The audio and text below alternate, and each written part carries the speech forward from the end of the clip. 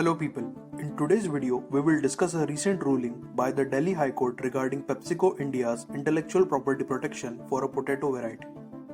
Last week, the Delhi High Court upheld an order by the Protection of Plant Varieties and Farmers' Rights Authority, revoking the intellectual property protection granted to PepsiCo India Holdings Pvt. The case revolves around a potato variety developed by PepsiCo called FL2027. This particular potato variety has high dry matter and low sugar content, making it ideal for producing potato chips. FL2027 was developed in 1996 by Robert W. Hoops, a breeder employed with Frito-Lay Agricultural Research, a division of PepsiCo Inc. PepsiCo has been using this potato variety to manufacture chips sold under its Lay's brand. Around 14,000 farmers in India cultivate FL2027 through contract farming and sell their produce back to PepsiCo at prefixed rates. PepsiCo India Holdings received a certificate of registration for FL2027 as an extant variety on February 1, 2016. This registration provided intellectual property protection, prohibiting anyone else from commercially producing, selling, marketing, distributing, importing, or exporting the variety without the breeder's authorization.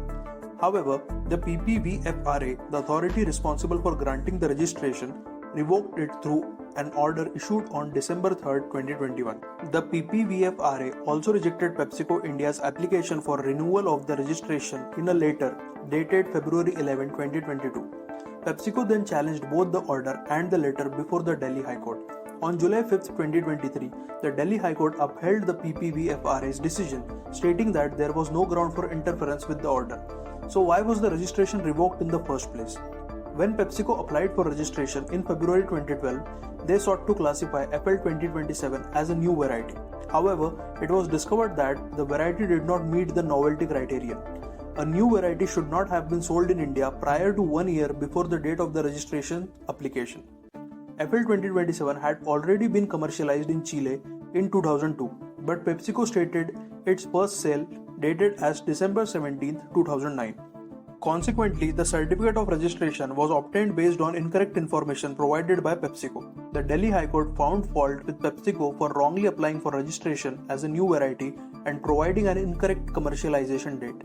It's important to note that any protection granted for a plant variety is contingent on the applicant making a complete and accurate disclosure. In its ruling, the court drew parallels to the requirements of the Patents Act, which also grants a monopoly in exchange for a complete disclosure. So, will this ruling impact investor confidence in India's intellectual property regime for plant varieties and breeders' rights? Probably not. The court's decision primarily focuses on the specific case of the FL2027 and the PepsiCo's misrepresentation during the registration process. It highlights the importance of accurate disclosure when seeking intellectual property protection. This ruling is unlikely to have a significant impact on investor confidence in India's broader intellectual property regime.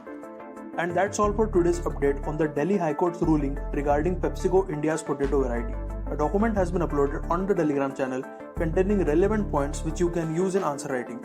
Thanks for watching and we will see you in the next video.